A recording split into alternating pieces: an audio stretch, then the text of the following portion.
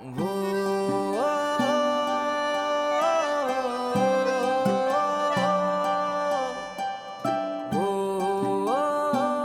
మనసులో ఒక మాట ఉంది, చెప్పనా? నువ్వు అప్పుడప్పుడు ఎలా ఉంటావో తెలుసా? అచ్చం కోతి పిల్లల అది ఉంటుంది కదా, ఎర్ర మూతిది సింపుసు.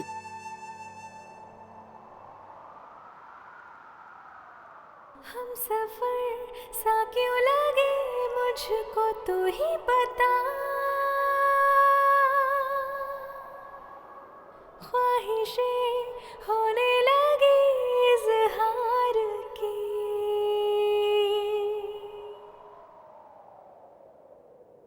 कहानी पहले प्यार की, कहानी पहले प्यार की, कहानी पहले प्यार की, कहानी पहले प्यार की. ఏ లోకమైతే ఇప్పటి వరకు ఎవరికీ సొంతం కాలేదో దానికోసం నీ కన్నీటి ముత్యాలను వృధా చేసుకోకు నేహ. నీవు జాగ్రత్తగా ఉండు. నీ బాధ, నీ కష్టం నేను అర్థం చేసుకుంటున్నా. ఇంకా ఇది కూడా అర్థమవుతోంది, చెప్పడం సులభమని, భరించడం కష్టం. కానీ ఒక మాట నీ మనసులో గుర్తుపెట్టుకో, ఏది జరిగినా సరే, ఎలాంటి రోజు వచ్చినా, ఎలాంటి పరిస్థితి ఎదురైనా, నేను నీతో ఉన్నాను, ఉంటాను.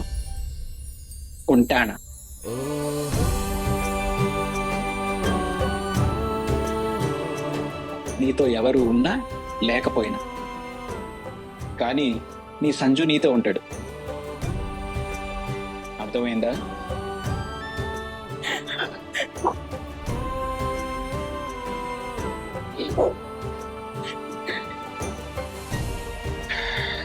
నీకు గుర్తుందా అది? హై స్కూల్లో డాన్స్ కాంపిటీషన్లో ఒక గొడవ జరిగింది.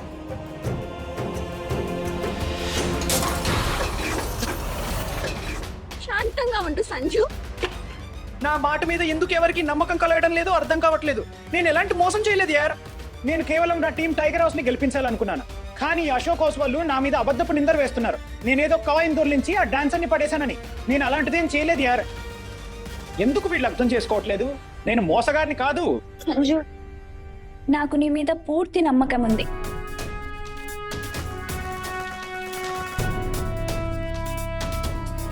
నువ్వు నిజమే చెప్తున్నావని నాకు తెలుసు. ఎవరూ నమ్మకపోయినా ఈ నేహాకి నీ మీద పూర్తి నమ్మకం ఉంది. ఇంకొక మాట, ఏది జరిగినా సరే, ఏ స్థాయికైనా వెళ్లాల్సి వచ్చినా, కానీ నేను మొత్తం స్కూల్ ముందు నిన్ను నిర్దోషిగా నిరూపించి తీరుతాను.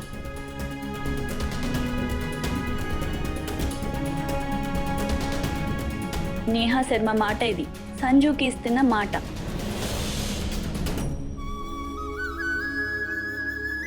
ఆ సమయంలో నువ్వు తప్ప నన్నెవరూ నమ్మలేదు. నువ్వు కేవలం నమ్మడమే కాదు, నీ తెలివితేటల వాడవు. ఎంతలా ప్లాన్ చేసావంటే, ఒకే ఒక దెబ్బతో పోయిన నా గౌరవాన్ని మళ్ళీ వెలిగించావు. మళ్ళీ అదే హవా, అదే గౌరవం.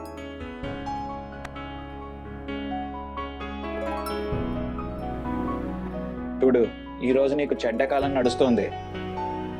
నీ కష్టకాలంలో నిన్ను ఎవరు నమ్మినా నమ్మకపోయినా నాకు నీ మీద పూర్తి నమ్మకం ఉంది.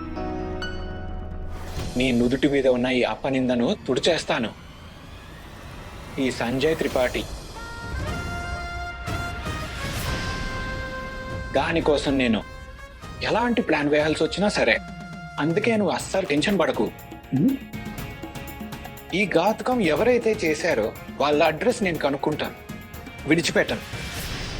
ఇంకా నిజాన్ని తెలుసుకుని తీరుతాను, ఏది జరిగినా సరే. అప్పుడు ఈ సమాజం, లోకం అందరికీ, ముఖ్యంగా నీ కుటుంబానికి నా నేహ నిర్దోషి అని వాళ్ళకి నిరూపిస్తాను. తను ఏమీ చేయలేదు. ఇది సంజయ్ త్రిపాఠి ఇస్తున్న మాట. మేహా శర్మకి. कहानी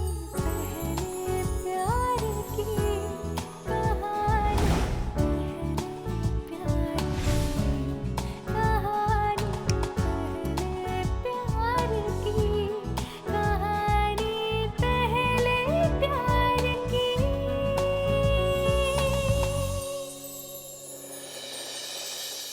బైక్ అయితే స్టార్ట్ అయింది కానీ నేహా ఇల్లు ఎలా వెతకలేను. ఈ సంజయ్ ఏమో కంగారులో ఫోన్ కూడా తీసుకెళ్ళలేదు. సంజయ్ వస్తేనే ఏదైనా తెలుస్తుంది. సంజు, సంజు ఏమైంది?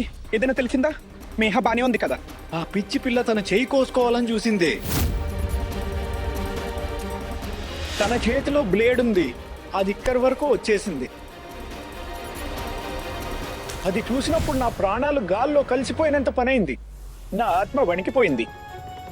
అరే, తన నా చిన్నప్పటి స్నేహితురాలు, కలిసి చదువుకున్నాం, అంతా కలిసే పెరిగాం. అన్నయ్య, తనకి ఏమైనా జరుగుంటే నాకున్న ఒక్క స్నేహితురాలు నాకు దూరం అయిపోయేది. తను లేకుండా నేనేం చేసేవాడిని? ఆ అమ్మాయికి పిచ్చి కాదు, తను ఒక గాడిద, 1వ నంబర్ గాడిద.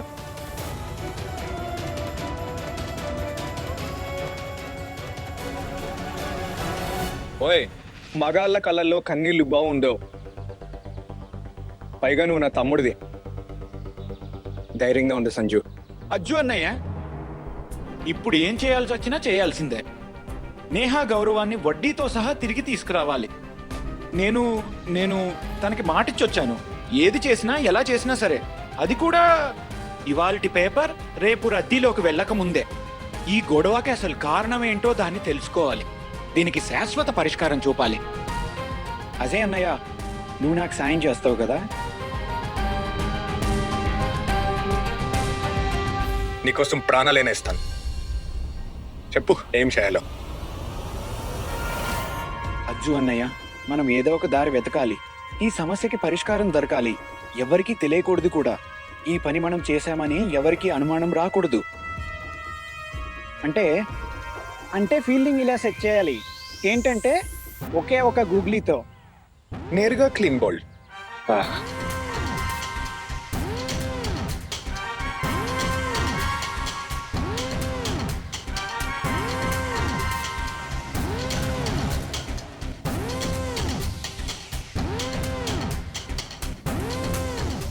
ఐడియా!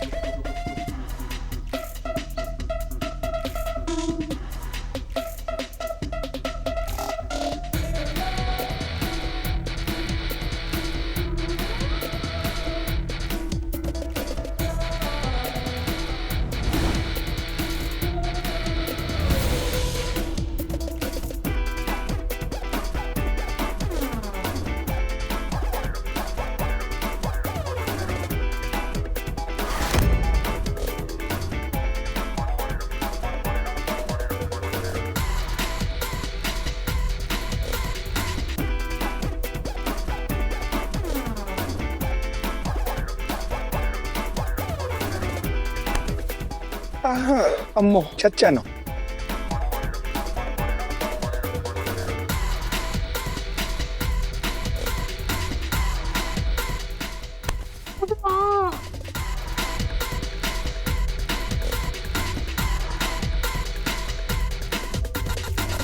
ఓ గాడ్, నేనైతే చచ్చిపోయాను. అబ్బా! ఓ సారీ అంకుల్ గారు. అదేంటంటే అంకుల్, నేను ఉదయం నుంచి ఏమీ తినలేదు, అందుకే కొంచెం కళ్ళు తిరిగినట్టు అనిపించింది. సారీ, మీ మీద పడిపోయాను. సారీ. I'm so sorry.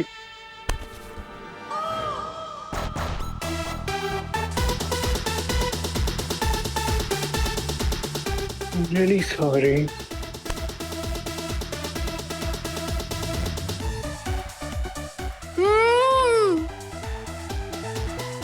కారంగా ఉంది. మీకు కూడా కారం అంటే ఇష్టమా? నాకు కూడా కారం అంటే చాలా ఇష్టం. Same peace. బాయ్.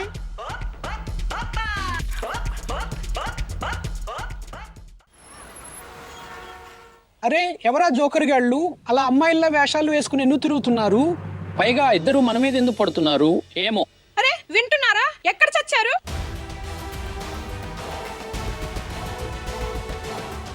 దూబే గారు, ముసలి వయసులో మీకు కుర్రాడు బుద్ధులు వచ్చాయా? అరే సిగ్గు అనిపించట్లేదా ముసల్తనంలో ఇవన్నీ చేయటానికి? అరే మేమేం చేసాం? ఇది చూడు, ఏంటో ఇది? అరే లేదు లేదు, వాళ్ళ అమ్మాయిలు కాదు అబ్బాయిలు. అమ్మాయిలు బట్టల్లో ఉన్నారు. అవునవును, ఇద్దరు అబ్బాయిలే. ఇద్దరికి పిచ్చి పెట్టినట్టుంది. అవునా? అంటే మాకు బుద్ధి లేదా? ఫోటోలో స్పష్టంగా కనిపిస్తోంది కదా, బట్టలు రూపమంతా అమ్మాయిల్లాగే ఉంది. మమ్మల్ని ఏమైనా వెర్రివాళ్ళు అనుకుంటున్నారా? మీరు ఏ అబద్ధం చెప్తే అది నమ్మడానికి.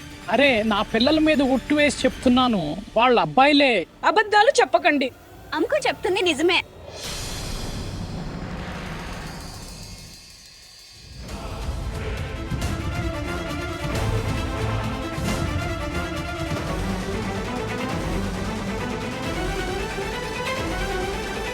మమ్మీ, నాన్న, అన్నయ్య, ఆలి ఈరోజు నా ఇద్దరు స్నేహితులు ఇక్కడికి వచ్చారు నాకు సాయం చేయడానికి.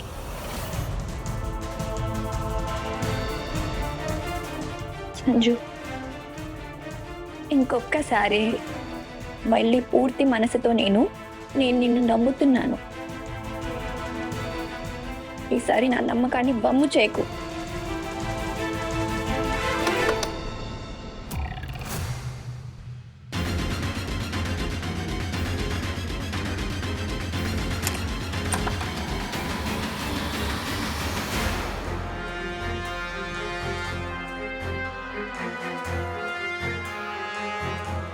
సంజు, నువ్వు చూడు నేహ, ఇప్పుడు సమయం వచ్చింది. నువ్వు నీ కోసం నువ్వు నిలబడాలి.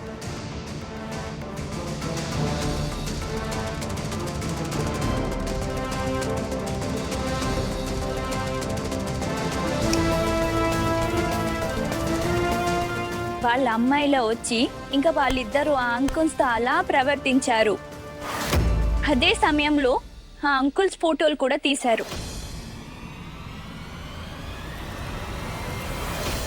ఈ 2 ఫోటోలు చూడండి. ఇప్పుడు మీరు ఈ ఫోటోని జాగ్రత్తగా చూడండి. ఈ 2 ఫోటోలు మీకు ఒకేలా అనిపించట్లేదా? చూడండి, చెప్పండి, ఏమైనా తేడా కనిపిస్తుందా? అవునా? ఇది అచ్చం అలాగే ఉంది.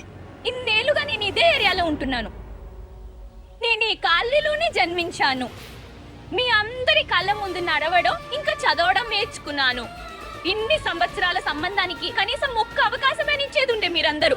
ఒకసారి ఆలోచించుంటే బహుశా నేహ చెప్పేది నిజమే కావచ్చు, తనని నమ్మొచ్చు అని.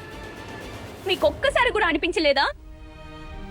ఈ వార్తలో అంత విషయం ఉందా? పేపర్లో 1/2 పేజీ వచ్చేంతగా, ఇంత పెద్ద వార్త అయ్యేంతగా. ఒక్కసారైనా ఆలోచించాల్సింది మీరంతా. ప్రపంచానికి సంబంధించిన పెద్ద వార్తలు ఫ్రంట్ పేజీలో వచ్చి ఆ పత్రిక నాయకులవి ఇంకా ధనవంతుల ఫోటోలు ప్రచురించబడతాయి. భోపాల్ నుండి వచ్చిన ఒక సాధారణ అమ్మాయి ఫోటోను, అది కూడా అంత పెద్ద సైజుల్లో ఎలా ప్రచురించగలరు? నేను పెద్ద సినిమా స్టార్ ని కాదు, నేను ఆఫీసర్ ని కాదు, అథ్లెట్ ని కాదు, నేను మోడల్ ని కూడా కాదు. ఒక్కసారి కూడా ఆలోచించలేదు మీరంతా. నా చేతిలో ఉన్న ఈ ఫోటోలు కనిపించేది ఎప్పుడు నిజం కాదు అనేది ఇదే సాక్ష్యం. నాకు అది కూడా తెలీదు, ఆ అమ్మాయి ఎవరో, నన్ను ఎందుకు టీ కొట్టిందో, నా ఫోటోలు ఎవరు తీశారో, పేపర్లో ఎవరు వేయించారో.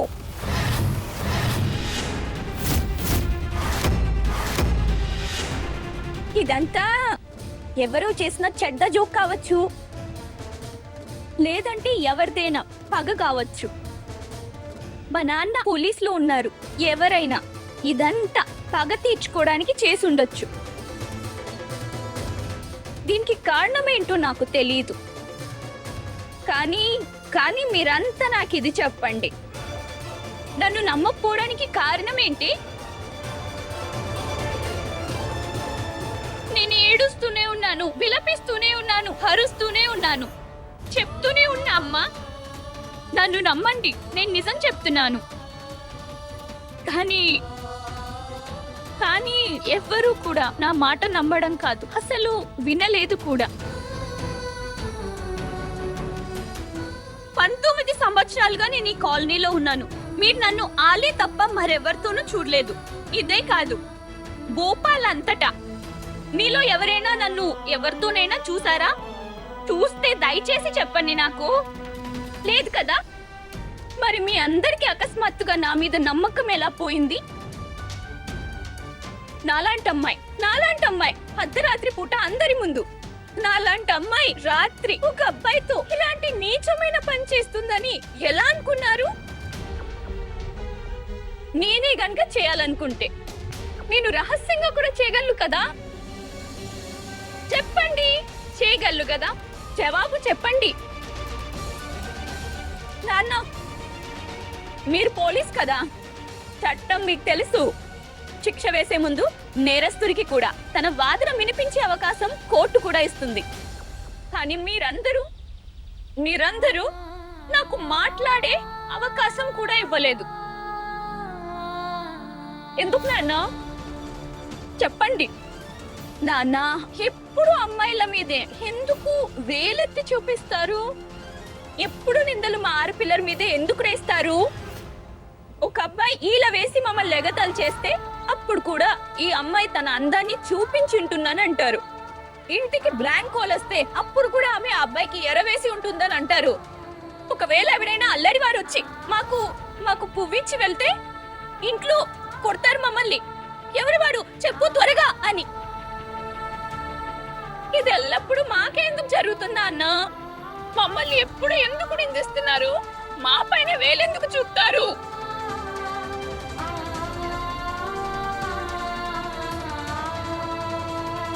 నాకు తెలుసు నాన్న, ఇది వయసు తప్పులు చేసే వయసు. కానీ సమాజంలో చెడ్డ వాళ్ళు కూడా ఉంటారు. మీరంతా ఇలా ఉండడాన్ని నేను గౌరవిస్తాను. మీరందరూ మా రక్షణ కోసం దీన్ని చేయండి. దాని అర్థం అది కాదు కదా, ప్రతిసారి అమ్మాయిలను దోషులుగా ప్రకటించి శిక్షిస్తారు. కనీసం మాట్లాడనివ్వకుండా, నిజమేంటో తెలుసుకోకుండా ఉరికంపం ఎక్కిస్తారా? మీరంతా ఎలా మర్చిపోతారు మేము కూడా మనుషులమే అన్న విషయాన్ని? మాతో కూడా తెలిసి తెలియక తప్పులవుతాయి. ఈ తప్పు నేను చేయలేదు. ఒకవేళ ఈ తప్పు నేను చేసినట్టయినా అయితే నా ఒక్క చిన్న తప్పు అది మన 19 ఏళ్ల సంబంధాన్ని తుడిచిపెట్టేదే. నా ప్రతి మంచి పని ఈ ఘటన ముసుగు వేస్తుంది. నా ఒక్క పొరపాటు, నా ఒక్క వీక్నెస్ మొత్తం నా క్యారెక్టర్ ని డిసైడ్ చేస్తుందా? రోబోలమైతే కాదు కదా మేము, ఇంకా మెషిన్లను కాదు. తప్పులు చేయకుండా ఉండటానికి మాకు క్షమించే హక్కు లేదా? అబ్బాయిలకే మాత్రమే ఆ హక్కు ఎందుకు ఇచ్చారు? ఎందుకు? అమ్మాయిల రాతలు కేవలం అప్పనిందలు, కన్నీళ్లు, కష్టాలే ఎందుకు రాశాడా దేవుడు? ఎప్పటి వరకు ఈ శాపం మా అమ్మాయి పైన ఉంటుంది? ఇంకెన్నాళ్ళు? నేను చేసిన తప్పుకి శిక్షకు నేను సిద్ధంగా ఉన్నానా అన్న? కానీ మేము చేయని తప్పుకి శిక్ష నేనెందుకు అనుభవించాలి? ఎందుకు ఎందుకు ఎందుకు? నీ మాటలు, అవమానాలు నన్ను చాలా బాధించాయి. అందుకే ప్రాణాలు తీసుకోవాలని నిర్ణయించుకున్నాను.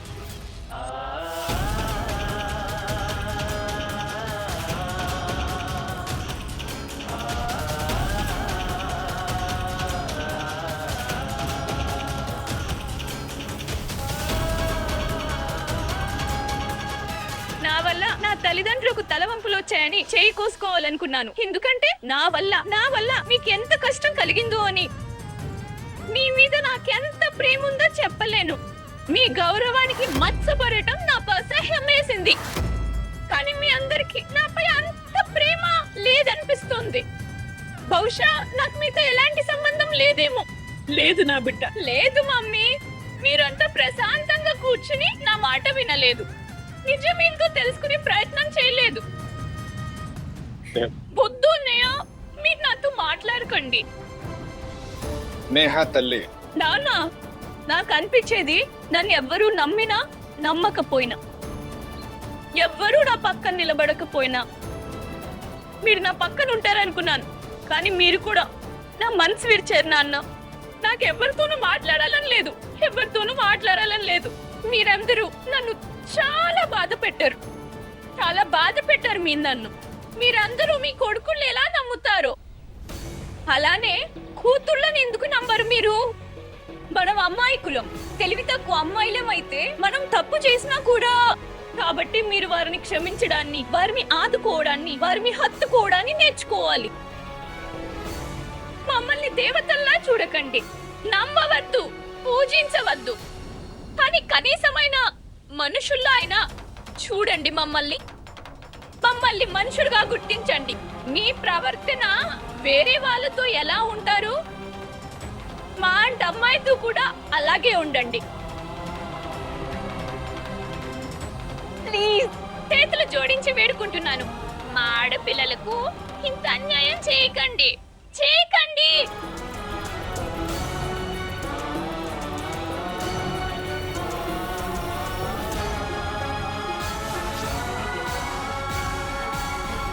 నా స్నేహితురాలకి చాలా అన్యాయం జరిగిందన్నయ్య. అంతా సర్దుకుంటుంది కదా. టెన్షన్ పడక సంజు. నేహా చాలా తెలివైన పిల్ల. తను ఈ పరిస్థితి నుంచి కాదు, దేని నుంచైనా బయటపడగలదు. అంతా సవ్యంగా జరుగుతుంది. ఓహో బేబీ డాల్, మాతో సినిమాకి వస్తావా? ఆలోచించుకో, ఒకరితో ఒకరు ఫ్రీ ఆఫర్. కమాన్ యార్. సినిమా చూడాలా నీకు? సినిమా చూపిస్తా. అన్నయ్య, నా బుర్రలో ఒకటే విషయం తిరుగుతోంది. నేహా ఫోటోలు పేపర్లో వేయించిన ఆ ఘాతుకం వెనుక ఎవరుండొచ్చు? తనకి శత్రువు ఎవరు? ఒకవేళ సంజు అజ్జులకి నా పని గురించి తెలిసిపోయిందా ఏంటి? నిజం బయటపడితే పెద్ద రచ్చ అవుతుంది పంకజ్, చాలా పెద్ద రచ్చ.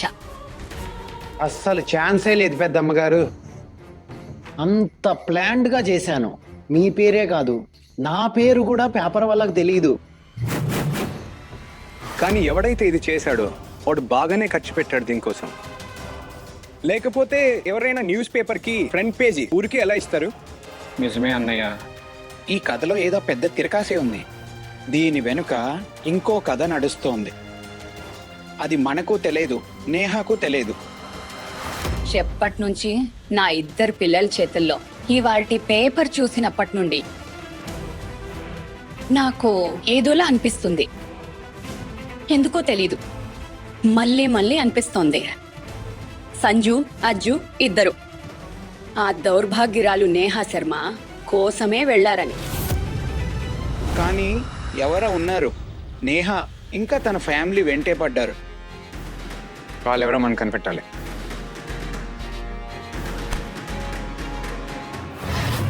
అది మీ భ్రమ. ఇంకా ఆ భ్రమలోంచి ఎంత త్వరగా బయటపడితే మీకు అంత మంచిది. అసలు నిజం ఏంటంటే నేహా శర్మ జీవితం నాశనం కాకుండా ఇప్పుడు ఆ బ్రహ్మదేవుడు కూడా కాపాడలేడు. ఇక ముందు నేహా శర్మ, అజ్జు, సంజుల చుట్టుపక్కల కూడా కనిపించదు. నేహా శర్మ యొక్క చాప్టర్ ఇక క్లోజ్ పెద్దమ్మ గారు.